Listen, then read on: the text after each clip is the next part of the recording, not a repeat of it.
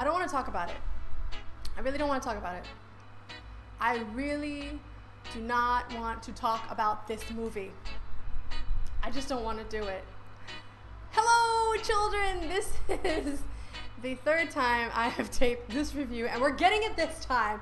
We are throwing down, mainly because I have to go see 22 Jump Street tonight, and we're out of time. We gotta publish it. Okay, so we're talking about The Fault in Our Stars. Get your bibs and tissues ready because Lord have mercy. If you're going to see this movie, it's sad. It's just sad. There's no way to sugarcoat it. There's no way to be nice about it. It's just a damn sad movie. What about the story, Sarah? Is it a good story? Is it a good plot? The story is about a young lady and she has cancer and she falls in love with a young man who just happens to be her brother in Divergent, but we really didn't see him that much in Divergent anyway, so that shouldn't skew your whole view of this movie. And they fall in love. And then the movie ends, and I'm not gonna say how, but it was not... whatever. I haven't read the book yet because I think I said this in another video, I am Robin from How I Met Your Mother. I'm not a girly girl. I think by watching this channel by now you figured that out. I just don't like emotions. I just want to play Street Fighter or 2K, talk about football and basketball, eat some french fries, make a vlog and chill. I don't want to be emotional. This movie made me emotional. How sad is it? Is the question I got from some of you guys on Tumblr. It's pretty friggin' sad. Depending on how sensitive you are. It depends on how sensitive you are, period. But I also feel like this movie's kind of depressing. I know it's real and I know it's honest and I'm fine with that. But my thing is, I'm a little biased and I'm going to tell you this personal story very quickly because I'm not wearing waterproof mascara or waterproof makeup, so this might get bad. The reason why this movie hits a little close to home for me is because I have a friend and it's a similar situation, and I've known this young man, he's like family, since 1999. I grew up with him, and I'm gonna cry, I'm trying not to cry. When you know, just like in this movie, when you know that your time is limited, it's so much more precious. And every time you fight with them, it's hard and they'll push you away. Like one of the things he said to me was, don't waste your life on me. Because he knows he's not gonna live forever. He's not gonna live another 50 years or what have you. And that's why I don't like these types of movies and these types of books. I don't like to go there. I like to be happy, Sarah, and I like us to just laugh and have a good time and eat french fries and Checkers shrimp boxes and be good.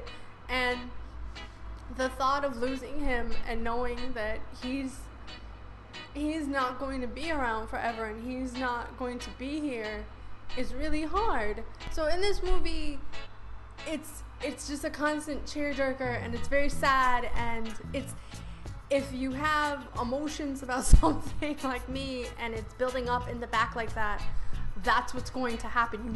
You might just make a vlog about it and cry. I think if you're a fan of the book, you will love this movie. I think if you're Nerdfighteria, you will love this movie. If you're a John Green fan, he's a YouTuber and I support him in that aspect.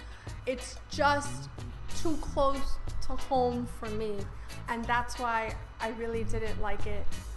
That's why I didn't want to see this movie, and that's why I didn't want to do the review, because it's too much for me. I'm biased. Alright, sorry about all that crying. I just figured I would take a step back and let's do this video again. So The Fault in the Stars, it's well acted. I did not enjoy the actual story.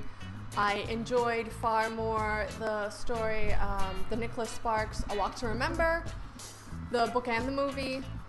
The Notebook was good, but it wasn't as sad all the way through, just the ending. So, yeah, and I haven't read the book yet. I still have to read the book. But I just feel like sometimes, I know it's based off John Green's personal experience, his personal life, and him working as a student chaplain, I believe.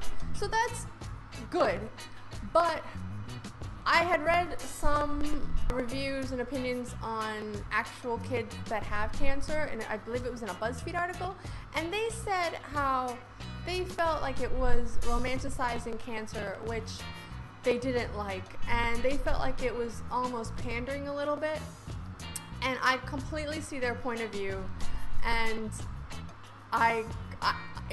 on some level I kind of agree with them. But I think the takeaway from the movie, and I'm assuming the book too, is just to be happy when you can, because in life there's no guarantee of how long we're all gonna be, and it's so precious. Just live your life and be happy. Yeah. So yeah, that's my takeaway. If you love this actress, then I think you're really gonna enjoy the movie. It was just too much for me. I couldn't get on board with it. I'm sorry. I still haven't seen Up because everyone's like, it's so sad, and I'm like, no. So yeah, I'm just that person. It just wasn't my cup of tea, but maybe you'll like it. And thanks so much to Skites.com. Skites.com, your happy place. Thanks for sending me to the movie. All right, you guys, that's it for me. To go to the greatest show on earth, live long and prosper. I'll talk to you guys later. Bye. See, I finished it without crying. It was just like 4 days later. Poke.